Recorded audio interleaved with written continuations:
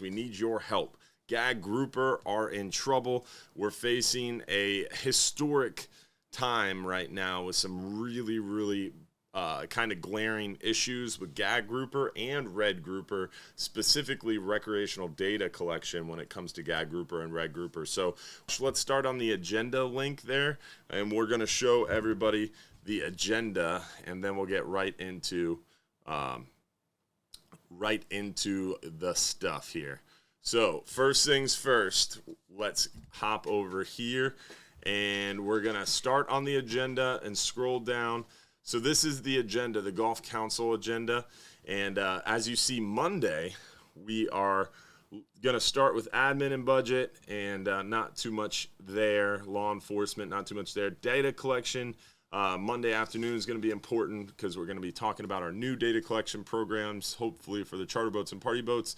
But Tuesday is really where the information starts to really pick up for the Golf Council meeting.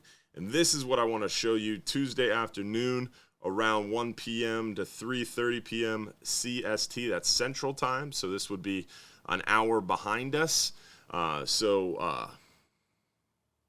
Yeah, that'd be 2 p.m. our time. Had to think about that for a second. So I want to show you this real quick. This is our gag grouper information. So really interesting as we get here down towards the bottom. So this is why I wanted to dive more into this tonight and show you guys a little bit more about this, because I want to show you how crazy these numbers are. So the 2023 predicted landings were supposed to be right there about 400,000 pounds, but you can see the preliminary landings are more like 1.7 million pounds. That's not good. So the Wave 5 data came in from MRIP, and look what it's showing here.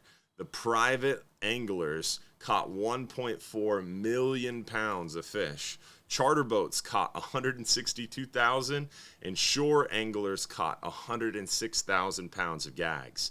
Keep in mind, head boats, which is the only group that's reporting their catch. We have to report our catch. We have had to report our catch since the 80s.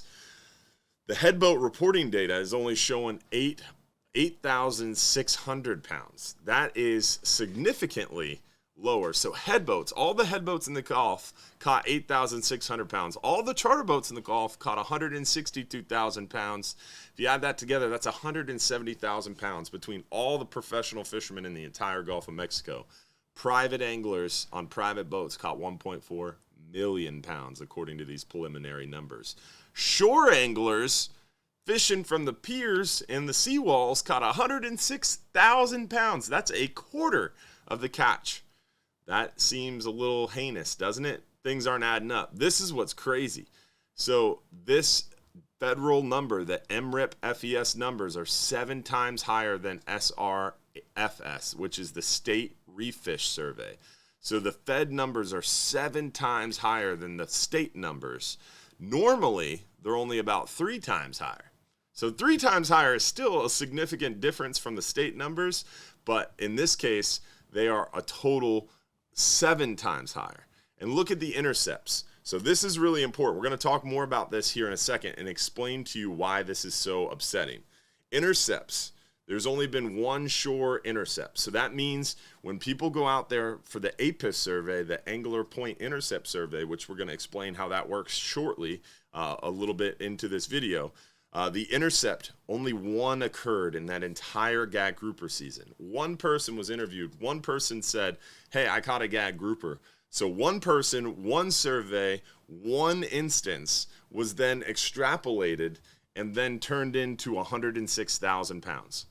So 1 intercept, 106,000 pounds. Charter boats, there was 16 intercepts of charter boats, and that only equated to 162,000 pounds. There was only 15 intercepts from private boats, 1.4 million pounds. Something's not adding up, folks, and we have to figure it out. And hopefully they're going to give us some good news and some good information, because if they don't figure it out, remember these bars, this is where we were supposed to be, this green number. This orange number is where they are saying we are now preliminarily. So if they don't change something and they stick with this orange bar, we are about 5 times higher than we should be. There's accountability measures, or AMs, in the gag grouper fishery. You know what that means? If there isn't a fix or a solution and this number stays this orange bar, we're 5 times over the limit. So that means we are probably not going to have a gag grouper season. 4 years, 5 years, that's not good. So this is going to be an important thing that I need your help with. So tonight we're going to help empower you, hopefully educate a little bit, maybe, and maybe you might learn something, and it's going to help you to give a really good informed comment. Now, you can comment via the internet, you can comment via the website, you can comment via the webinar. We're going to talk more about that too. So stay tuned tonight. This is the next steps. They're going to review the landing estimates, hopefully make some changes. Then they're going to 2 influential APIS intercepts. So this APIS, Angular Point, I forget what the second A is. Angular Point Intercept Survey is basically what it stands for. But Angular Point Access, I think, maybe, I don't know. But these 2 influential intercepts could be skewing the numbers. So they're going to investigate that and potentially change something. Can I go back to the PIP, Josh? So they're going to investigate that and hopefully help us out and make some changes there. And if they do, then that would definitely help us with the end results, the end numbers. So that is going to be the next steps and what's going to be very, very crucial this week that we're going to learn about. Plus, this determine the overage part, this little last bullet point right here, that's going to be super important too, because the accountability measure, the payback that we have to pay back for that overage is going to be very important. If that payback is we exceeded it by 4 times, now we have to pay back that 4 times overage, that means we're not fishing for 4 years.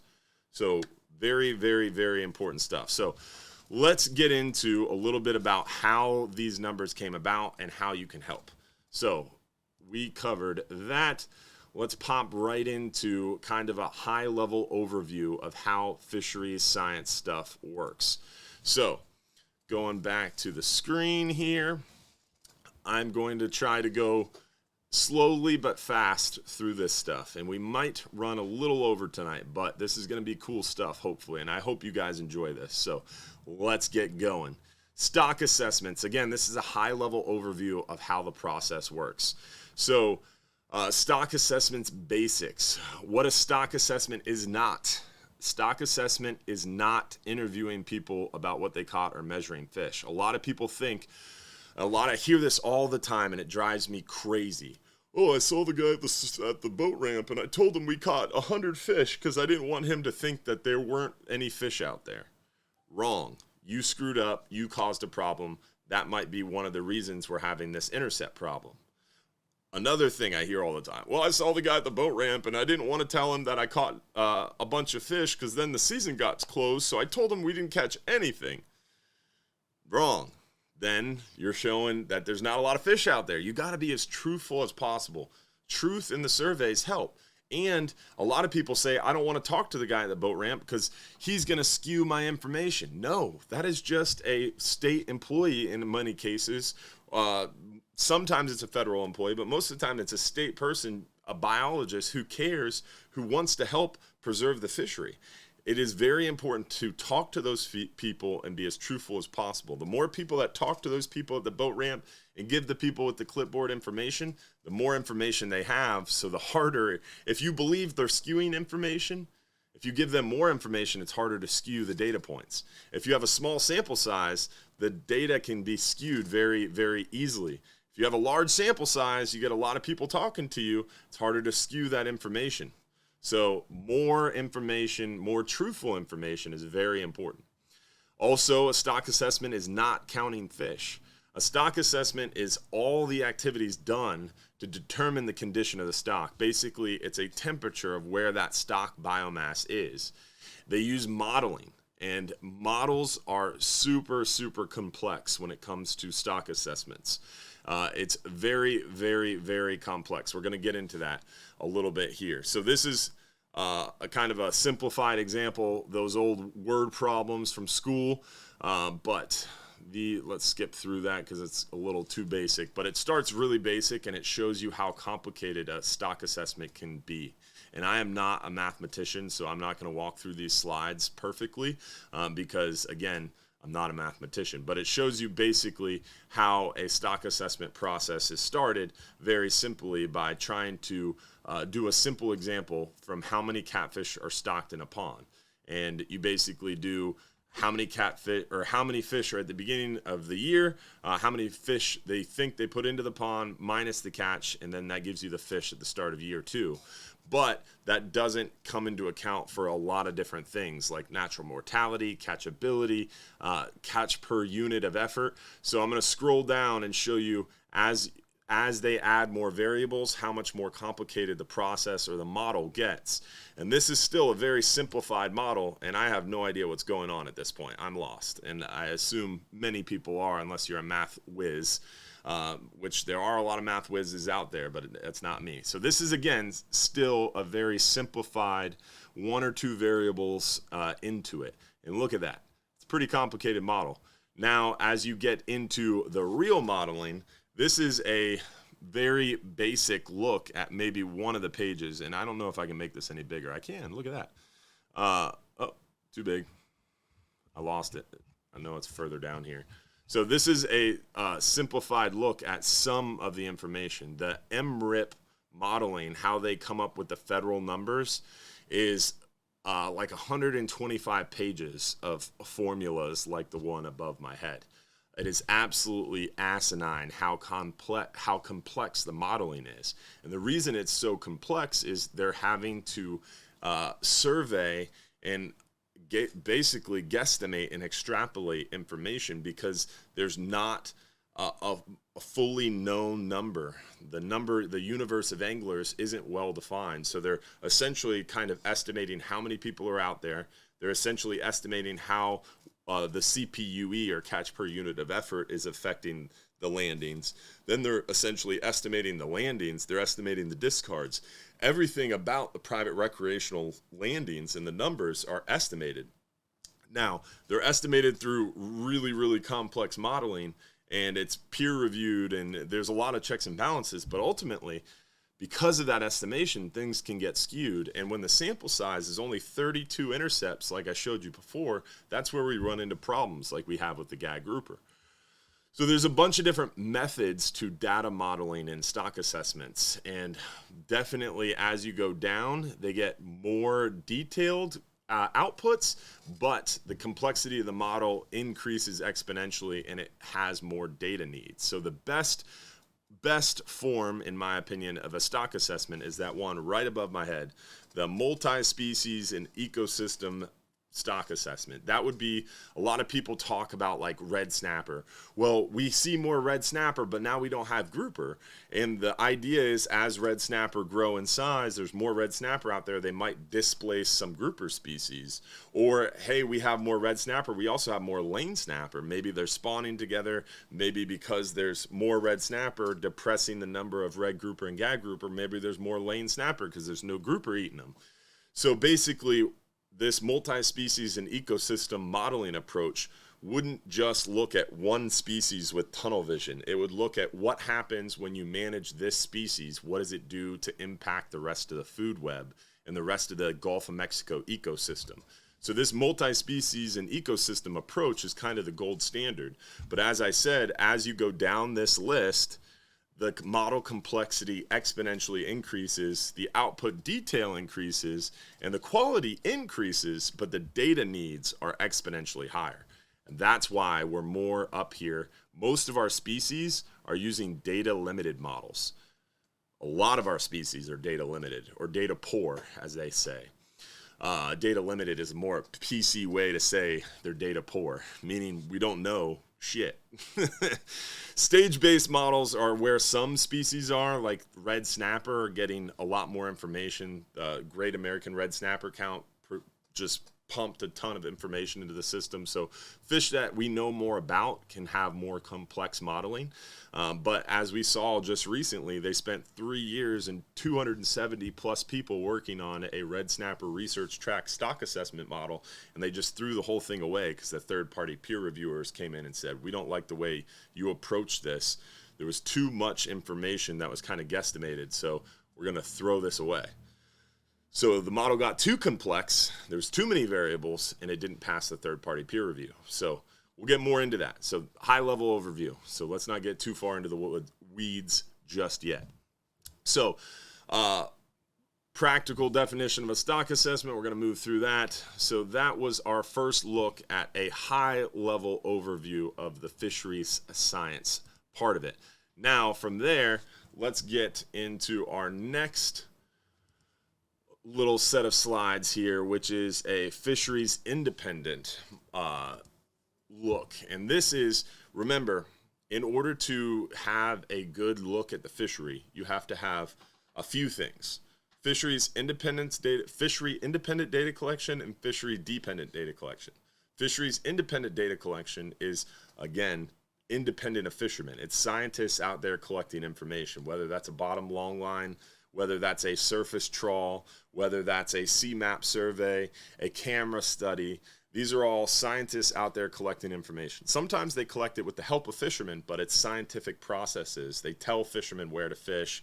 They do very complex modeling, stratified random sampling. This is fisheries independent. This is kind of the gold standard. These are done the same way and the same process over a longer period. So these give us really good kind of ground truthing temperature gauges, because the modeling approach, the way they approach collecting the data doesn't change, and the time length of the approach is very long. So they can count on that information remaining kind of the same. Fisheries dependent is the easiest to collect. They have the most of, because they depend on fishermen. We're already going out there. They can just ask us. And so fisheries dependent information, there's a lot more of it. It's a lot easier to collect. It's a lot cheaper to collect. But the problem with fisheries dependent fishing, the fisheries dependent data, is fishermen are smart. Well, kind of. What I mean by that is fishermen change their fishing practices, right? If you go out there and you're not catching fish, what do?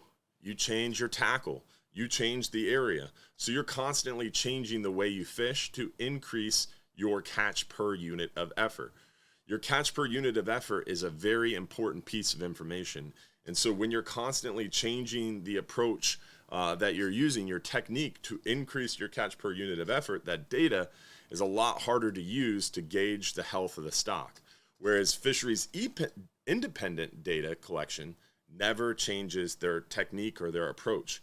So they can measure the CPUE, or catch per unit of effort, more easily from fisheries independent science. Fisheries dependent science gives you landings, gives you discards, gives you a lot of information, but you can't measure the CPUE well, or catch per unit of effort. And in order to measure the health of a stock, you need to know how many people are going fishing, the universe of anglers. You need to know what they're catching and keeping, what they're catching and discarding, and their catch per unit of effort. How many trips do they make? That is all very important information. If you have all that information, then you can really, really get all the fisheries dependent data you need, and you can manage that fishery well.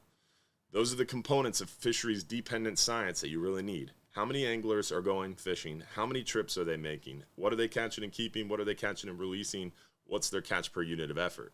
For the private recreational sector, they don't have any of that information.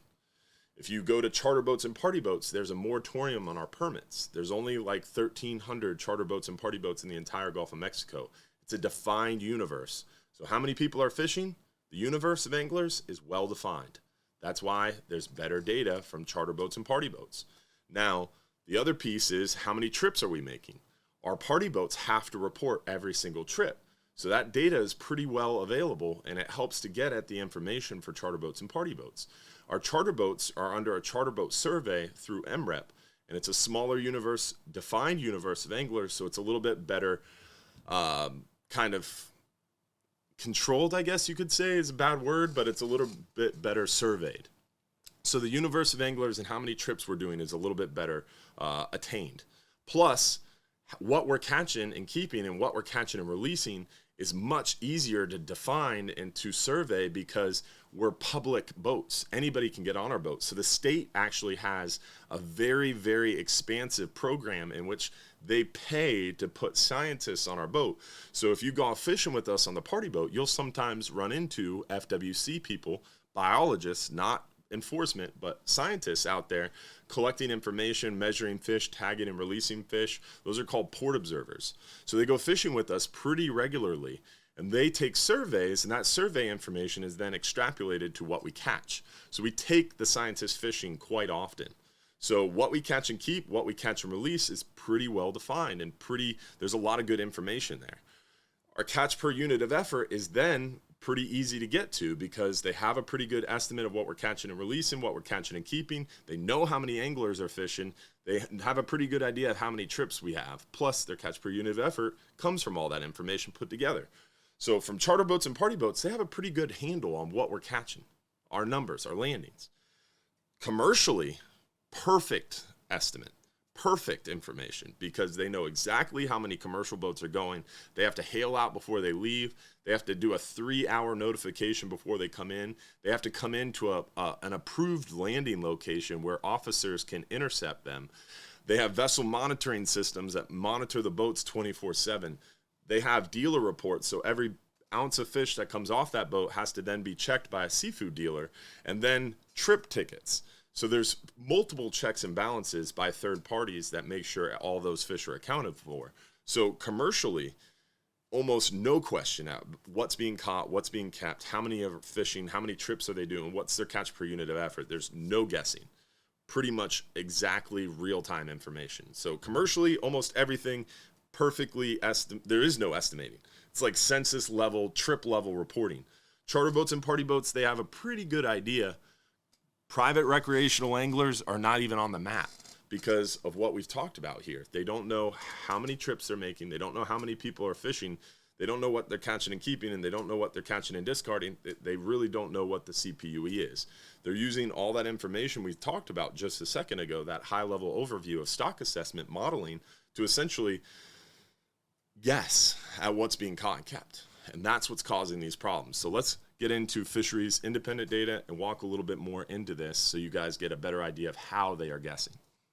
So let's go into fisheries independent data collection. So this is some of the stuff that's going on at fisheries independent data collection. They go out there and they troll some nets, they measure an area, they do stratified random sampling with camera studies, they do gonad testing to see when fish become sexually mature and able to reproduce.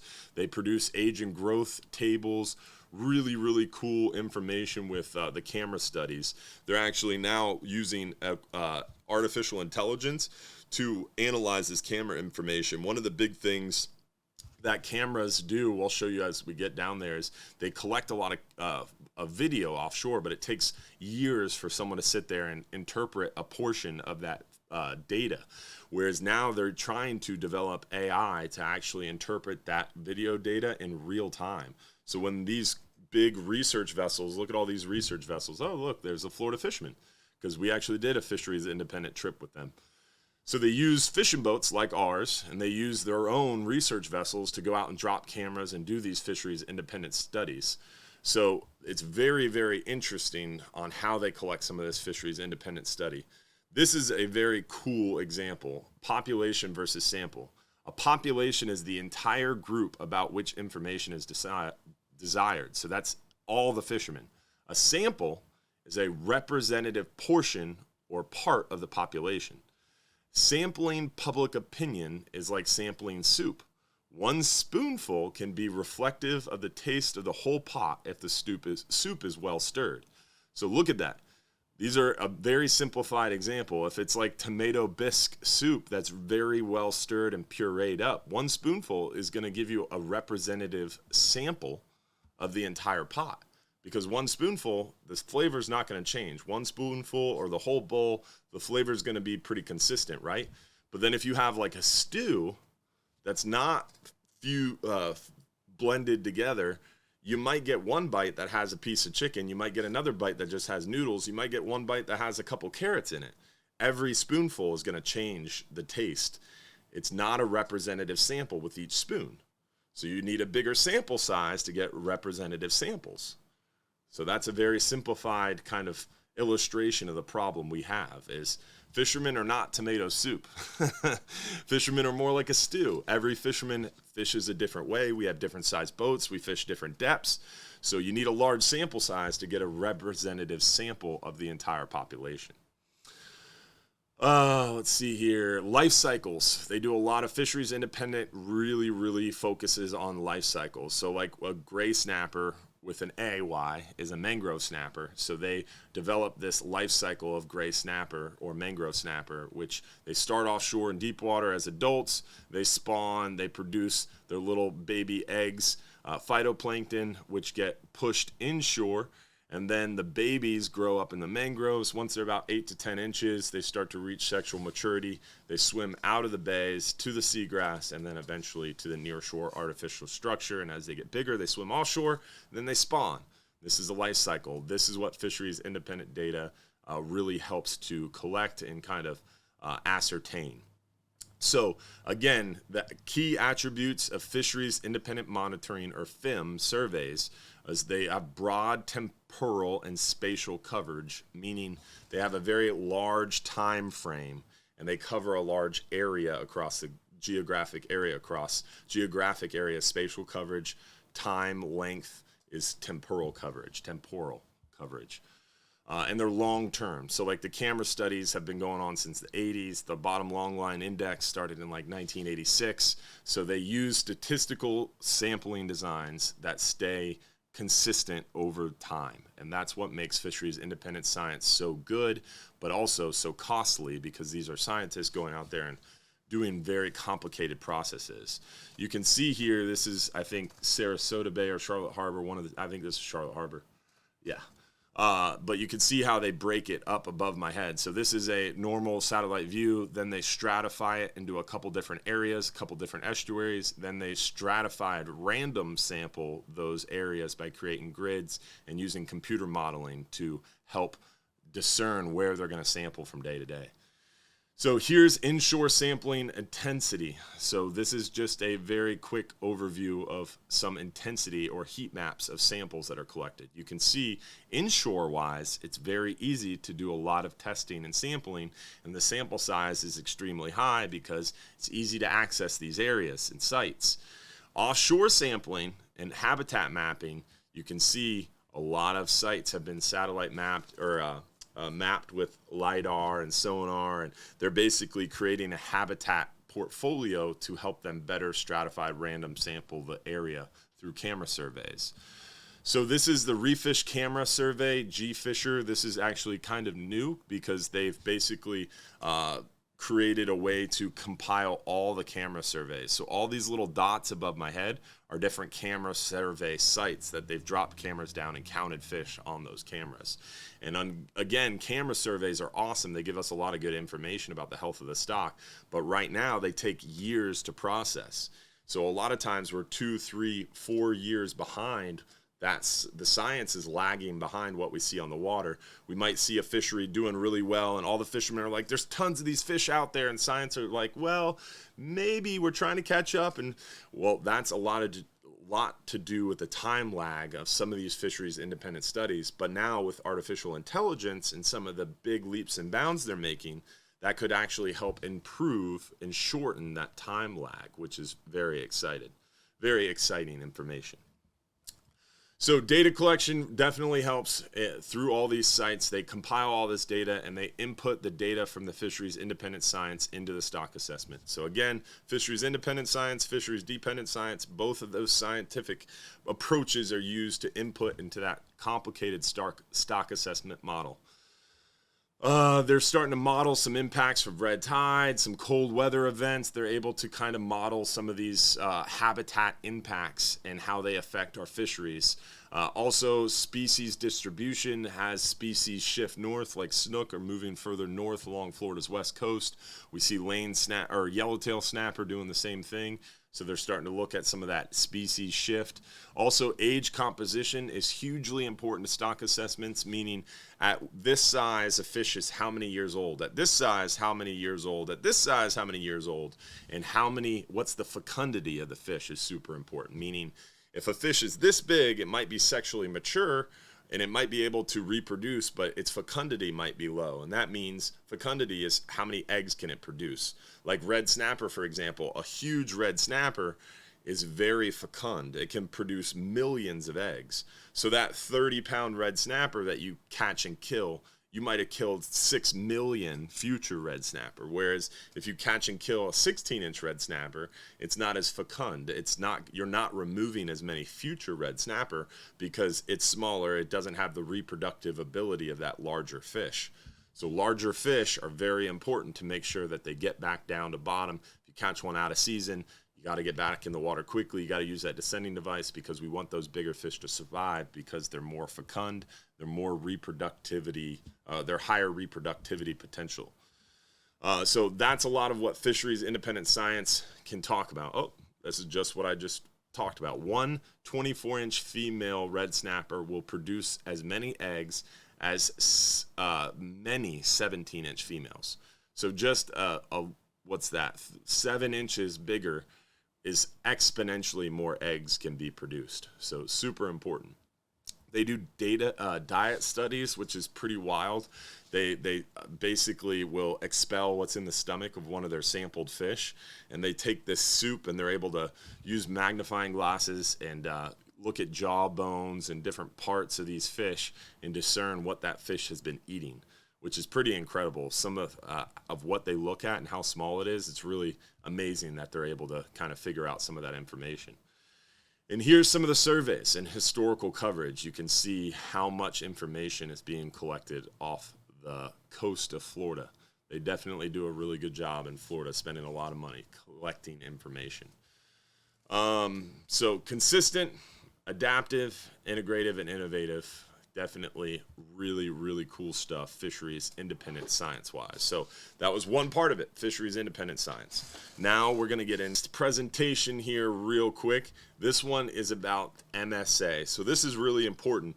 Magnuson-Stevens Act is what governs our fishery management process and really what causes a lot of problems sometimes. So let's quickly go through this. This could be a 2 or 3 hour discussion, so kind of difficult to go through the whole thing real quick, but I'll do the best I can.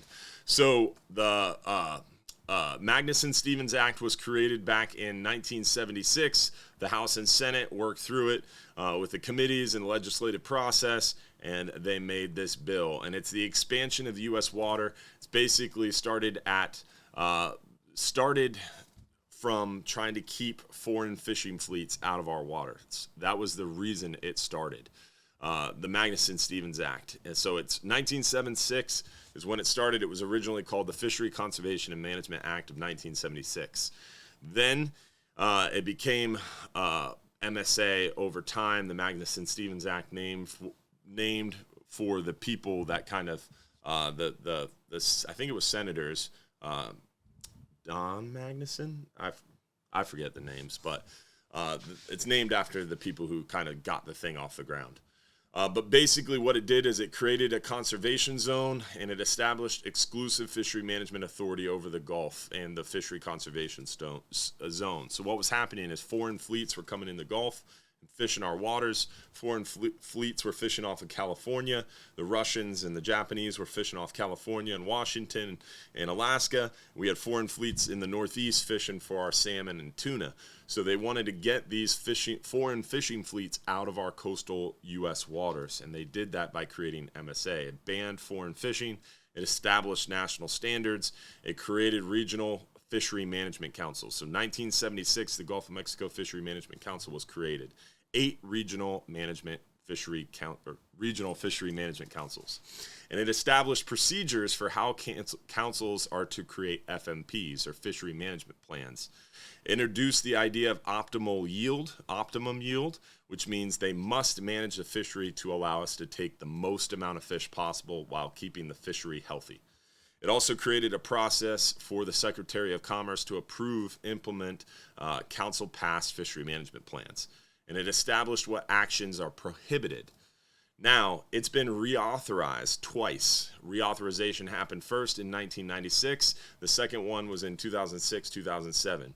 And these reauthorizations added more rules and really kind of made it a little bit more intricate and difficult.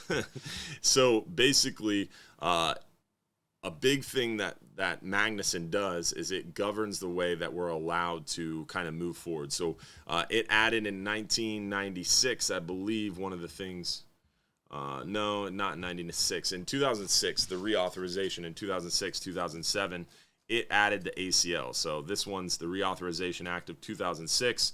It prohibited council from setting harvest levels above what's recommended by the Council's Science and Statistical Committee. It required annual catch limits. It required accountability measures, which we talked about earlier. The accountability measure in gag grouper is going to screw us hard. And it was added as a part of MSA in 2006, 2007, in that most recent authorization. And it established guidelines for the development of limited access privilege programs. A LAP, a limited access privilege program, is what an IFQ is. So the IFQ program is a limited access privilege program, or a LAP.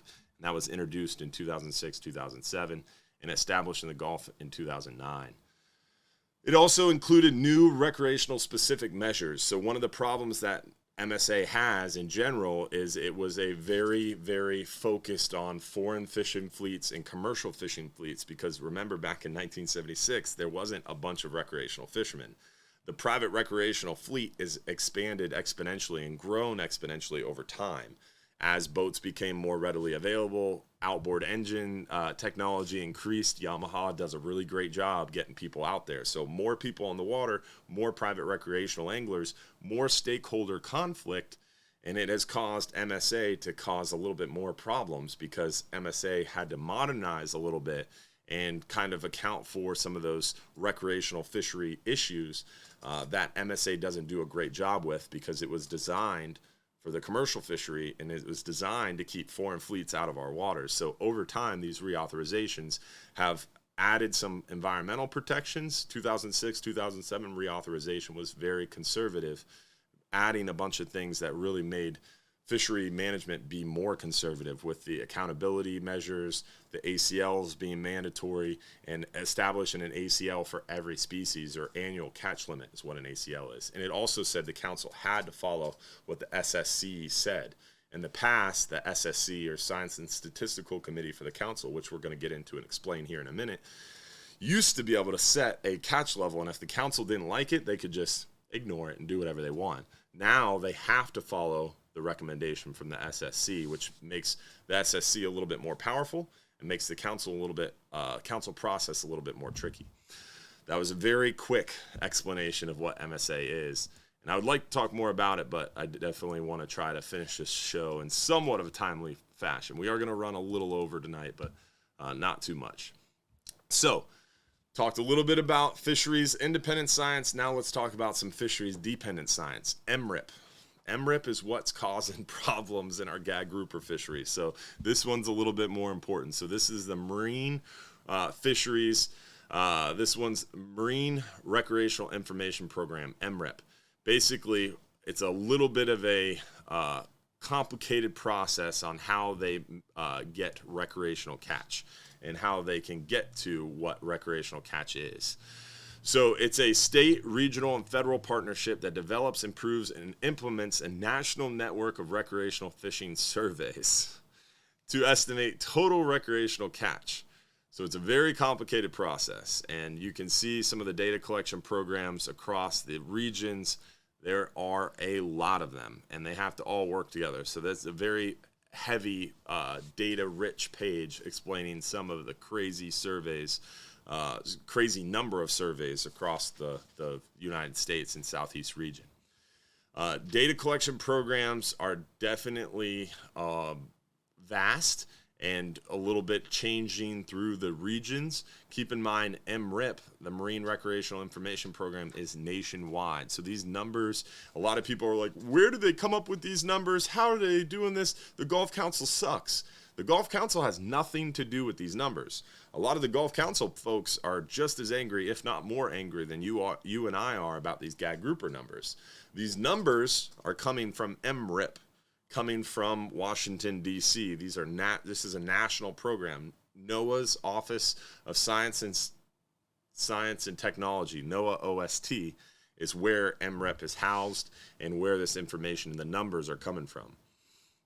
So, recreational catch information, MRIP, is added to the commercial catch information, is added to the biological information from the fisheries-independent science, and is added to direct observations of fish stocks. All that information is then added together to stock assessments. Stock assessments then precipitate management actions. So this is how you get recreational information, is through MRIP. So it's an estimate range. They have a lower limit and an upper limit of that estimate range. And there's the point estimate. So they try to give you a best estimate, is basically the way they do it. So they go into interpreting an estimate. So they publish the precision of each estimate as an indicator of its quality. So the higher percent standard error, or PSE, the more variation in the data. So the higher the percent standard error, or PSE, the more variation in survey data. So higher PSE means a greater variation in survey data. So let's go back over to the gag grouper presentation, because I want to show you something real quick.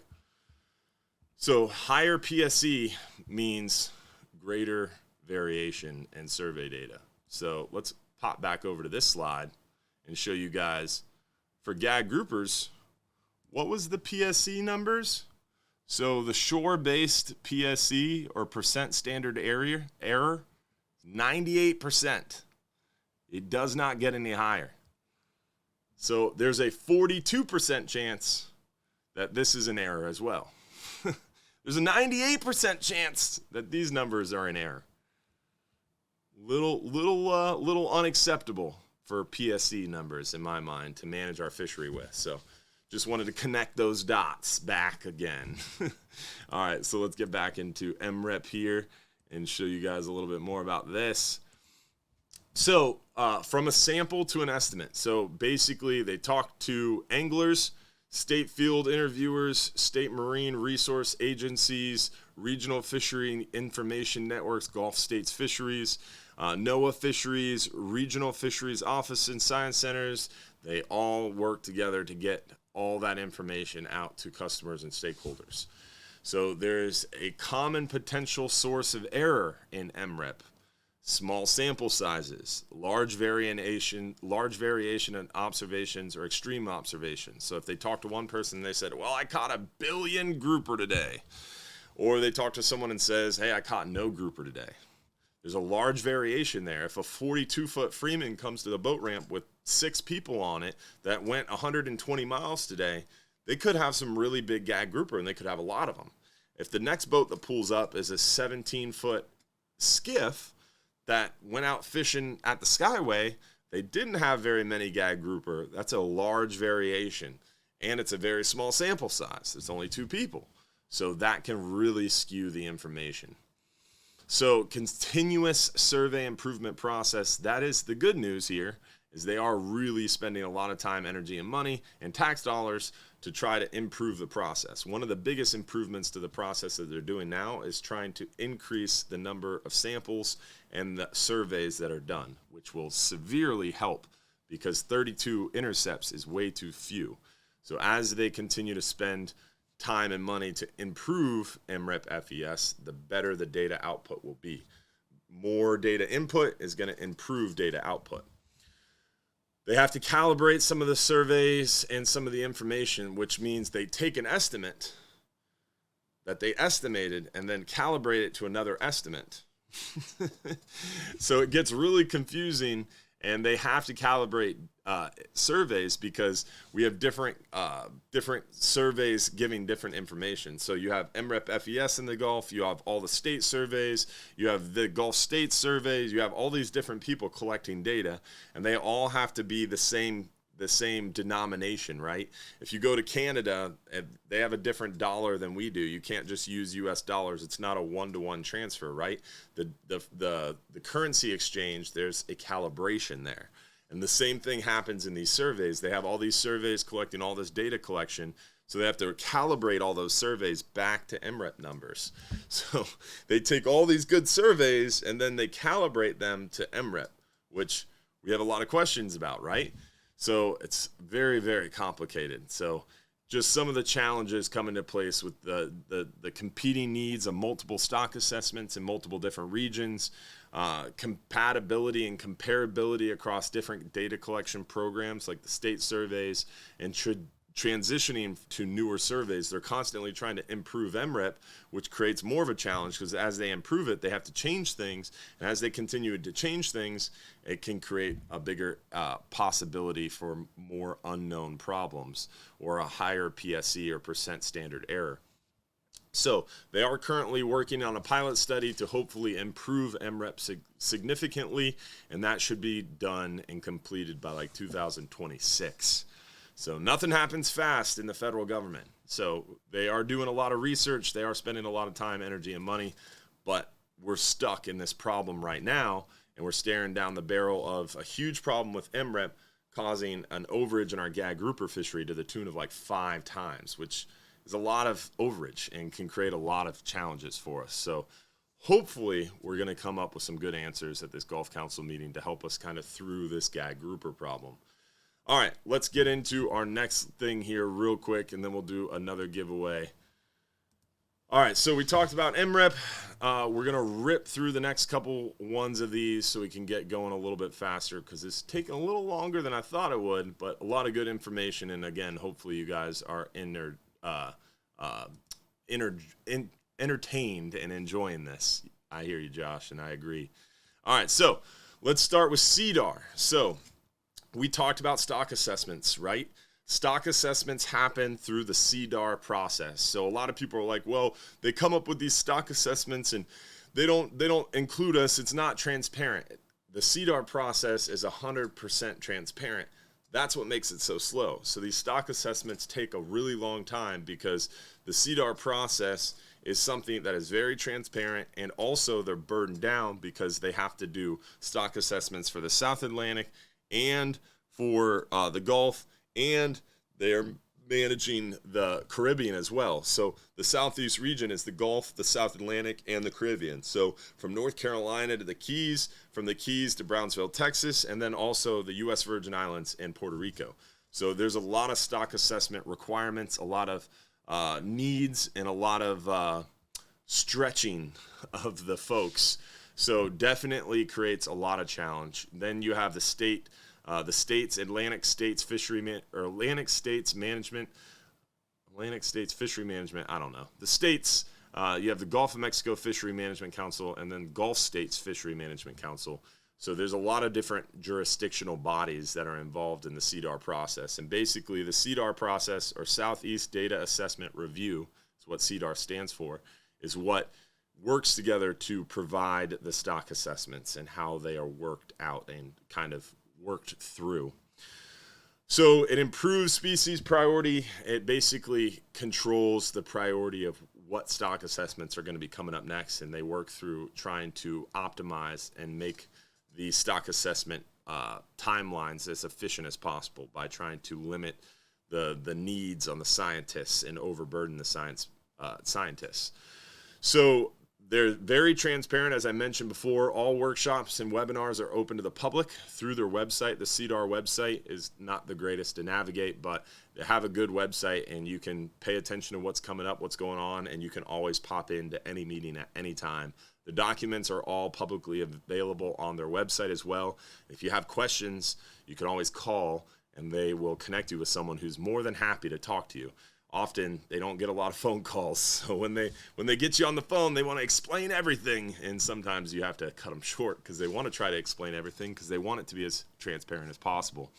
So all assessment input and data is available to the public, and there's multiple opportunities for public comment through the stock assessment process. SEDAR is made up by federal and state agencies and universities and scientists. There's federal and state analysts. There's a ton of fishermen opportunities. So you as a fisherman or fisherwoman can actually be involved in a stock assessment if you want. They ask for fishermen's involvement, and your job is to sit there and say, nope, you're wrong. Nope, I like this. Nope, I don't like this. It's pretty entertaining. But it is a little time consuming. So if you don't have time to actually be actively involved, you can just pop in and out of the webinar, which sometimes I try to do as well, especially for stock assessments I'm really interested in. So a lot of participants. These are just some of the participants. The SEDAR is ran by a steering committee made up of the different council chairs and executive director of the different councils, the Caribbean, South Atlantic, and Gulf councils. The Southeast Regional Office, which is in St. Pete, the regional administrator, the commission executive directors of the Gulf States and Atlantic States Fishery Commission, the Science Center, the Southeast Fishery Science Center, which is in Miami. This is SEFSC, Southeast Fishery Science Center. It's in Miami. Highly Migratory Species is HMS. And then FWC, we all know what FWC is.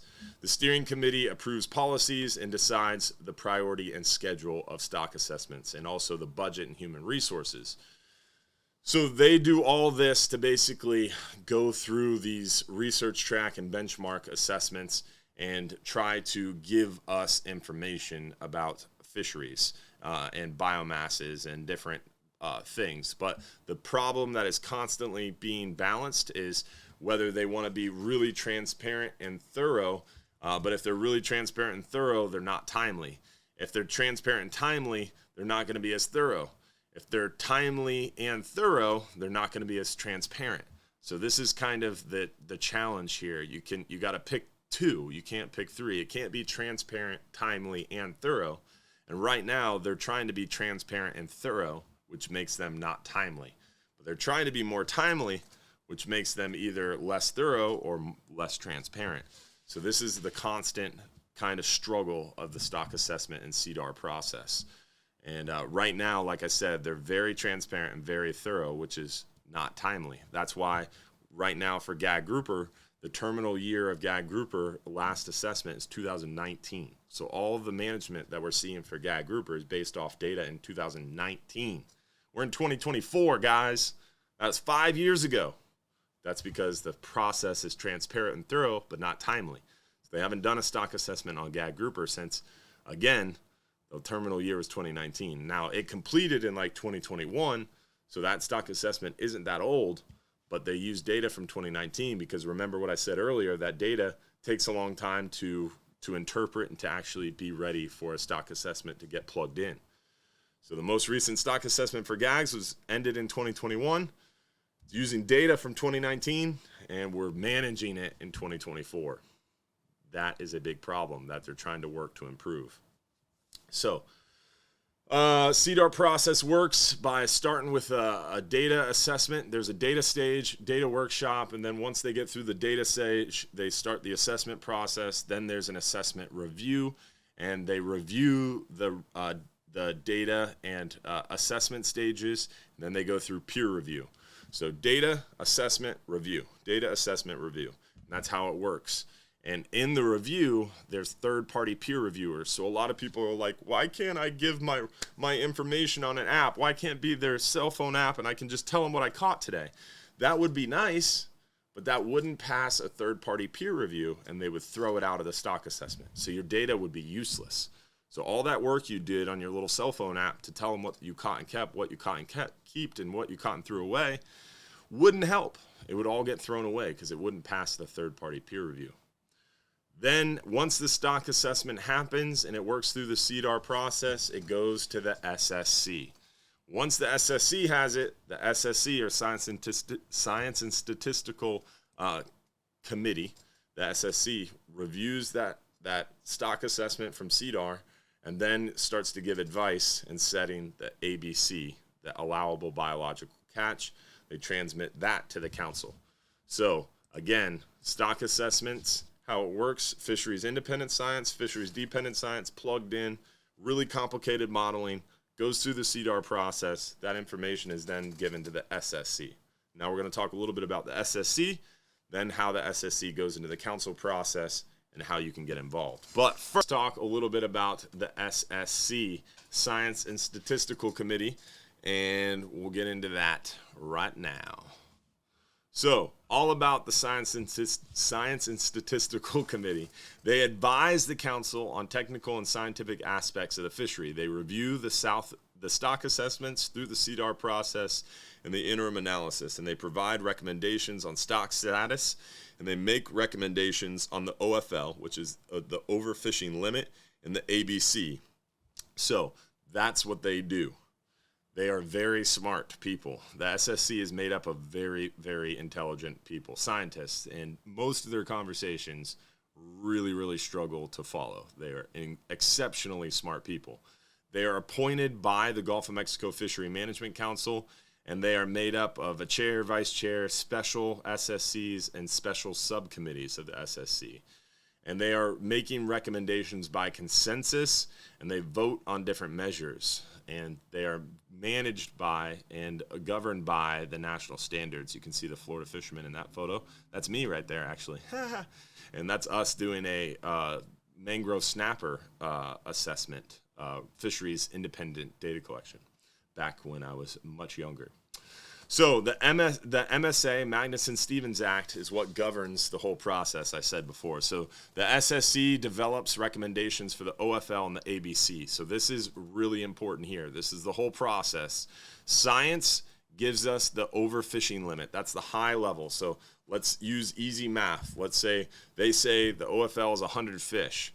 Then they buffer that down. The SSC says, well, there's 100 fish, but there's some high PSCs or standard errors, percent standard errors. There's some uncertainty in the science. So we're going to buffer your OFL down to an ABC, or allowable biological catch.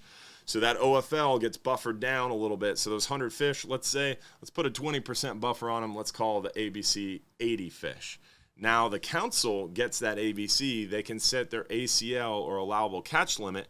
The management now kicks in. They can set that catch limit right at the ABC, and they're really confident we can manage really well. We're going to set our ABC or our ACL equal to the ABC. No buffer for management uncertainty, which is very rare. Most of the time, there's a little buffer between the ACL, or allowable catch limit, and the ABC.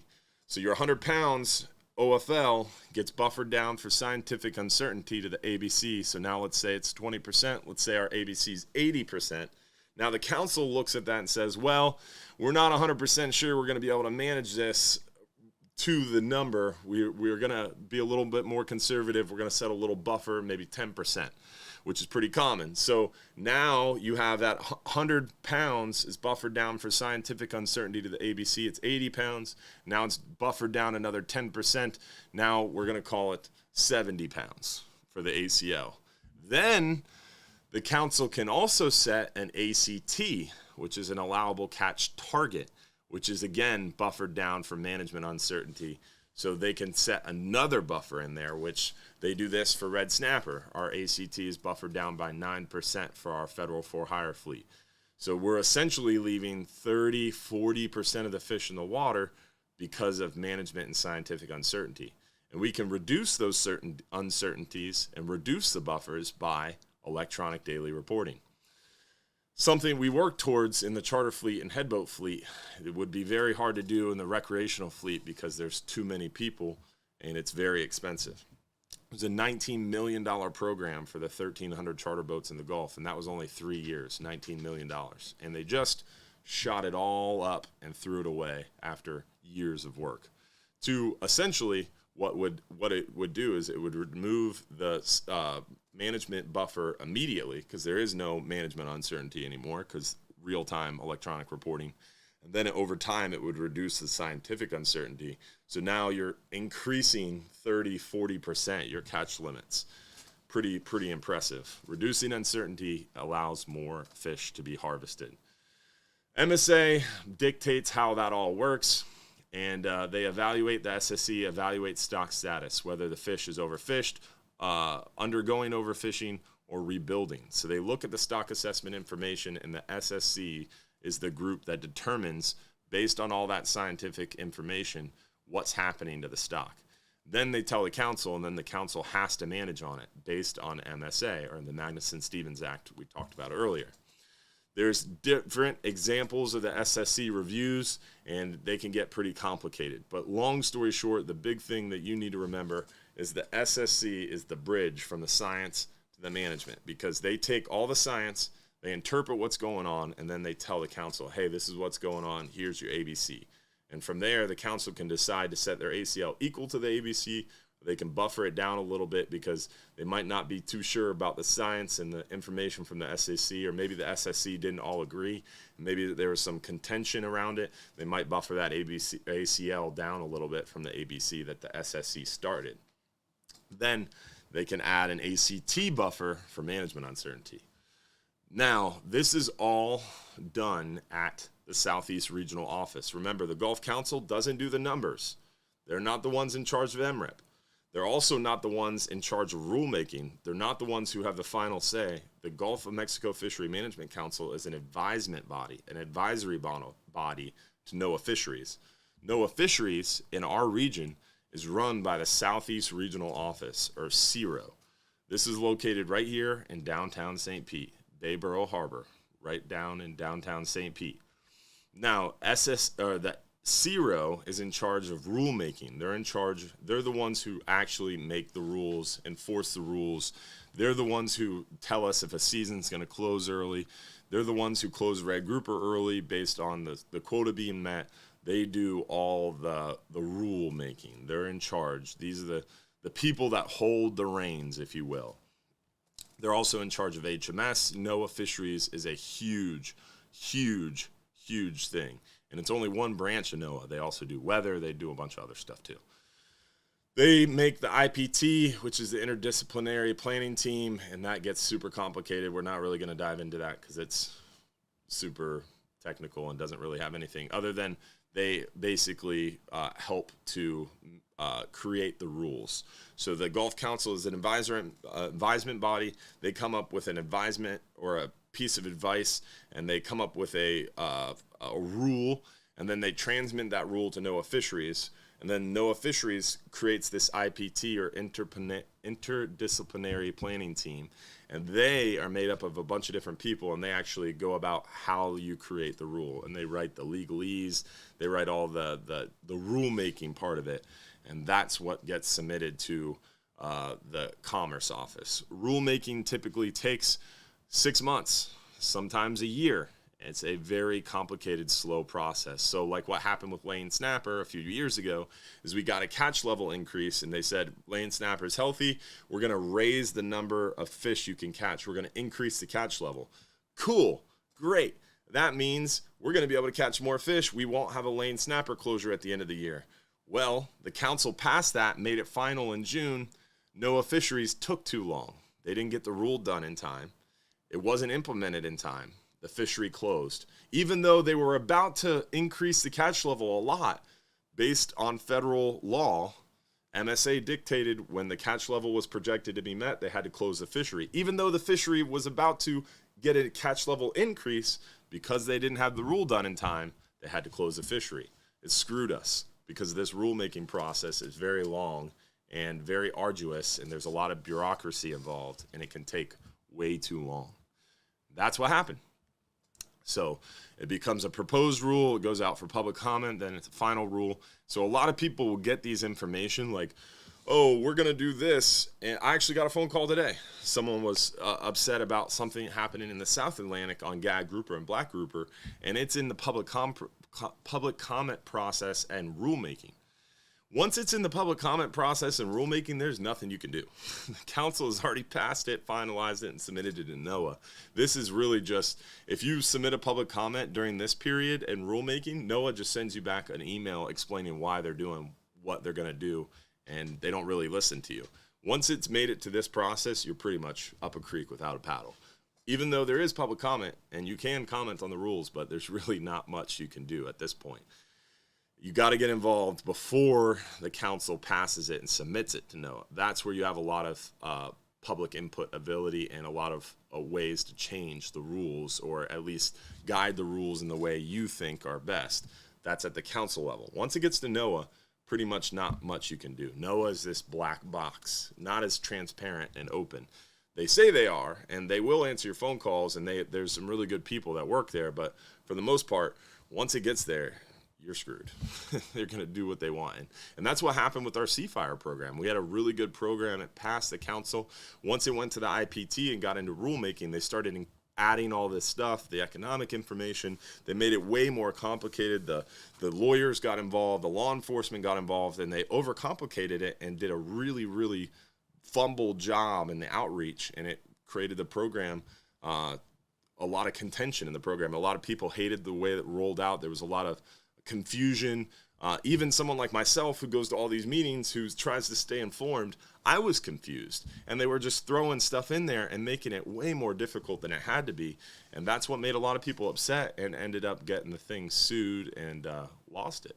So really, really frustrating sometimes how slow the rulemaking process can be, and how they can kind of throw things in there in the black box of NOAA rulemaking.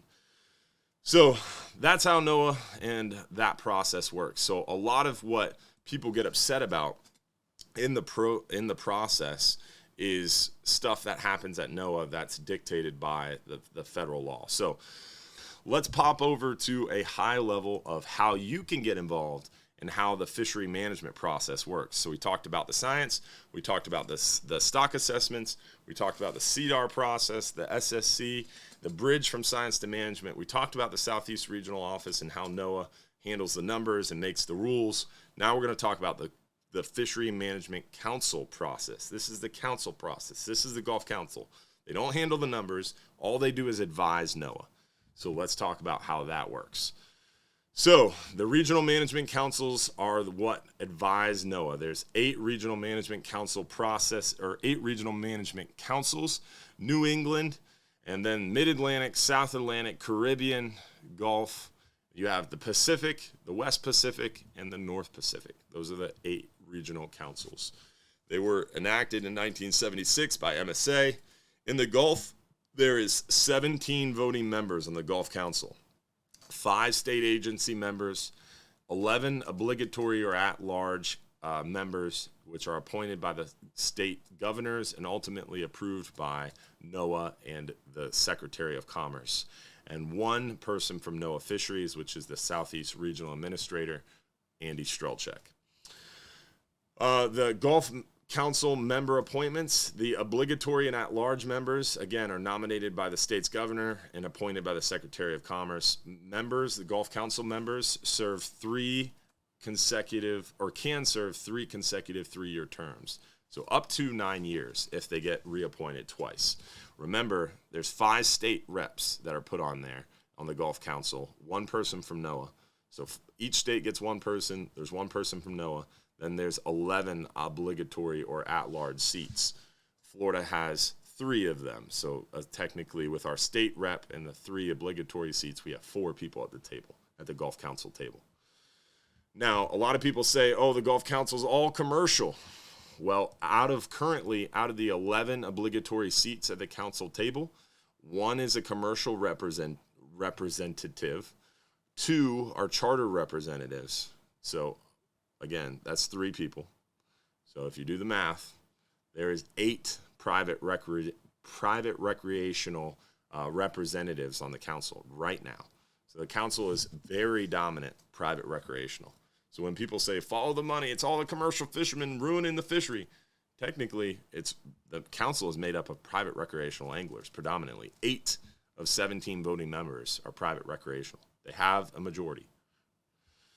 The role of the council members is to protect public interests by balancing competing interests in the fisheries and to make decisions for the greatest overall benefit to the nation. That's what they're supposed to do. The role of the council is to act as an advisory body. We talked about that already. The South Atlantic Fishery Management Council, who cares about that? Just kidding. Somebody does, but we're talking about the Gulf tonight. The Gulf Council, they handle from north of the Keys all the way to Brownsville, Texas. This whole area is all managed by the Gulf Council. From 9 to 200 miles off Texas and West Florida, and from 3 to 200 miles off Louisiana, Mississippi, and Alabama. But 9 to 200 miles for reef fish. They manage a bunch of different FMPs, or fishery management plans. They manage fish habitat, reef fish, shrimp, red drum, coral, spiny lobster, and coastal migratory pelagics. They don't manage water quality. They don't manage sharks. They don't manage highly migratory species or turtles or marine mammals. So all this stuff are not managed. So when you talk about the shark problem in the Gulf, it's not the council. The dolphin problem in the Gulf, overpopulation of charismatic megafauna, not the Gulf Council's thing. They don't handle water quality either. So hugely public input. So you can go there, you can be involved in the process. There's multiple different ways you can get involved through council meetings, scoping meetings or workshops, public hearings, and written comments. We're going to talk about that here in a little bit. Public comment, you can go to the meeting and show up and give public comment. This is Bobby Kelly from Orange Beach, Alabama. He's a goofball. He showed up in a shark suit talking about how the sharks are killing his fleet, even though they don't manage sharks. But he still showed up in a shark suit. It happened. I was there. Stock assessments can trigger regulatory action. So that SEDAR process, this is fisheries independent science. They might see something, a trend, and that stock assessment might say a fishery is overfished or undergoing overfishing, and that's going to trigger management action because of MSA. Even if the council is like, hey, this fishery is good, we don't think there's a problem, MSA dictates they have to take action. So MSA can sometimes screw up the process and make the council do things they might not want to do. The council advisory bodies can bring issues to the council too. So there's area closures, data reporting changes. So a person can go to a council meeting and bring some questions up or ask for something, and the council can decide to start a whole new amendment or plan amendment or look into something based on public comment. They gather input from scientists, stakeholders, and develop fishery management plans through stock assessments. And they change regulations based on advice to NOAA. And those fishery management plans are a range of actions with a series of management alternatives. So a lot of times they'll be, this is what we're going to do, these are our different alternatives, and this is the way we're going to go about doing it. So the outline of the fishery management plan is pretty complicated, but basically a fishery management plan is basically the overarching rule on how a fishery is managed. There's a lot of challenges in the process. Developing and deciding fisheries regulations is not easy. It's not straightforward. There's a lot of conflict of stakeholder groups, environmentalists, fishermen, recreational, commercial, all these different stakeholder groups make the process a little contentious at times. Decisions have to be made, even though some of the stuff is really contentious, because MSA dictates something has to be done. So there's a lot of conflict and disclosures that have to, discourse that has to happen. So it doesn't go smoothly all the time. It's going to be pretty rocky and sometimes colorful. Like this week will be pretty interesting with this gag grouper problem. So it is surprising that things actually do get done, but it takes a long time because of all the different discourse and contention sometimes. So that is what an overview, high-level overview of the council process is. And now the big question is, how do you get involved? How can you help? How can you provide some information, right? So let's go over that real quick and talk about how you guys can get involved in the process. So best way to get involved in the process is monitor the council website or listen to videos like this. We do daily updates. We let you know what's coming up. And the council website is how I monitor what's coming up and look at meetings coming up. And you can attend those meetings virtually and through webinars.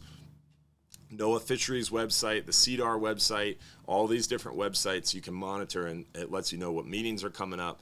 But the easiest thing to do is to sign up for the email notices, which the council website and the NOAA website and the SEDAR website has email signups. You can sign up for their emails, and then they're going to keep you up to date through your email inbox of what's coming up. They also all have Facebook pages, Instagrams, Twitters, YouTubes. You can follow that and keep up to date that way as well. Then there's a ton of different meetings, and they have to publicly notice their meetings. It's federal law. They have to tell you when meetings are coming up. They have to give you 30-day notice. I actually have Federal Register notices set up for my email. So they have to publicly notice a meeting. They have to publicly notice a regulation change. So I get an email when they think they're going to change something or when they think they're going to set a meeting. I get emails because the Federal Public Register, you can sign up for that if you'd like. But the Captain Dylan Hubbard page on our Facebook is a great way to stay informed as well, because I don't always post everything fishery management stuff-wise on the Hubbard's Marina Facebook page. I kind of keep that a little bit more happy and focused on advertising in a way, whereas the Captain Dylan Hubbard Facebook page, I get a little bit more in depth. So I recommend following the Captain Dylan Hubbard Facebook page as well. Josh just dropped the link in the Facebook chat. Also, the council website has a ton of resources. So go to golfcouncil.org and check out the calendar page, check out some of the science pages. The Fishery Management Council members, there are just normal people. Some of them very fishy, very cool people. Others are more science, more state people, but they're all really nice, just normal people that are there trying to do their best for the fishery.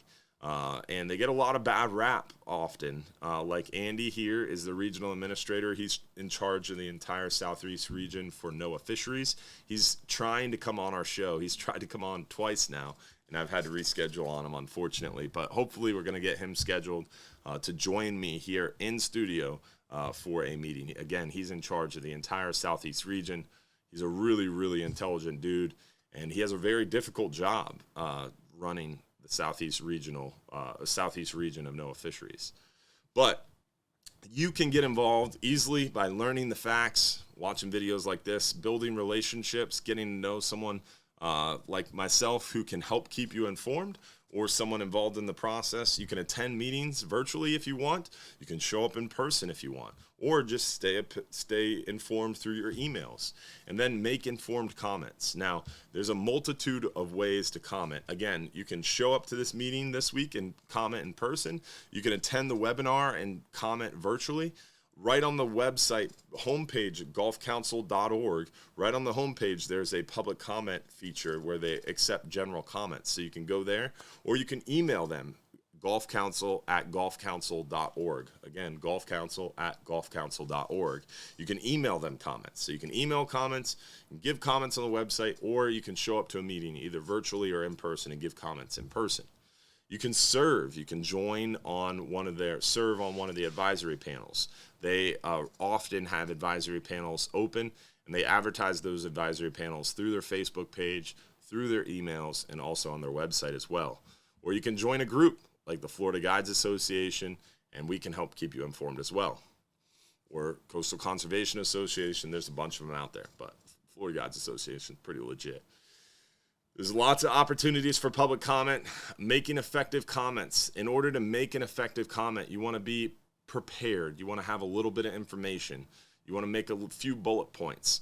You want to introduce yourself, who you are, where you fish, and a little bit about your involvement. So if you're sitting there thinking about making a comment this week at the Golf Council meeting, you would say, my name is John Smith. I'm from Central West Florida. I fish on charter boats and party boats, and I have a problem with the gag grouper because I think some of these numbers are a little too high. It's a little asinine. We're managing the fishery based on 32 intercepts and such a small sample size that's skewing the data. You guys really need to look at some other opportunities and alternatives to help us have better access to this gag grouper fishery, which is a lot healthier. We're working on a terminal year of data 2019. We need a new stock assessment. We need a better data collection program. We need large sample sizes with more temporal coverage.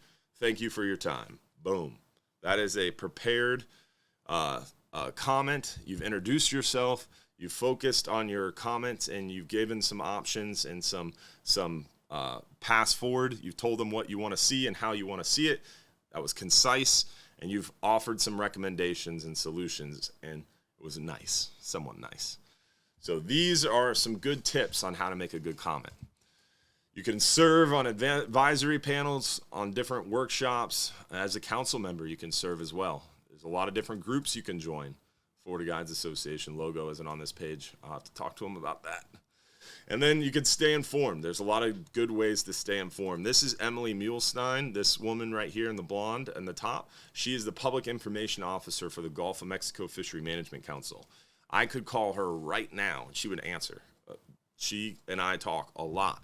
She's a good friend of mine, and she helps me stay informed. When I have questions, I call her, and she can help point me to the right person. If she doesn't know herself, she says, hey, call this person. They can help you. So getting involved means building relationships. Talking to someone like Emily who knows everyone, she can connect you with people. So as you build your network, then you can be more effective and better engaged in the process. So get to know people, build your network. You can always call me, and I can help start you in the right process. And you could call me. I can give you Emily's contact. She can give you the contact of someone who can help you out better. So build your network. Get informed and get involved. Sign up for the text alerts. You can sign up for the emails. You can join a group. Oh, look, that's a Hubbard's Marina trip right there. A lot of our photos in this, as you can see. Oh, there's Hubbard's Marina as well. That's Florida fisherman, Jacques Remy. You can sign up for NOAA fisheries and text alerts. You can. There's a bunch of different things. But here's some good information right here. These two, you might want to screenshot this. I'll pause for a second so you can screenshot this or write this down. Emily Muehlstein in the middle there is our Gulf of Mexico Fishery Management Council Public Information Officer. I call her, text her, email her quite a bit. Sean Meehan, bottom there, is NOAA Fisheries Public Information Officer. He's the rec fishing coordinator for the Southeast. So he's in charge of all things recreational fishery for the entire Southeast. I call and email and bother him quite a bit. Kim Iverson, the top there, I don't really talk to her as much because she is South Atlantic, but anything South Atlantic, I call her, and she can point me out to the right people. So screenshot that, write it down. You notice Emily has her cell phone number there. You can call her, text her. It's amazing. I don't recommend doing that at night. She probably won't answer you until she gets to know you. Once she gets to know you, she works all the time, and she'll answer you even at night. But don't do that right now, please. And don't tell her I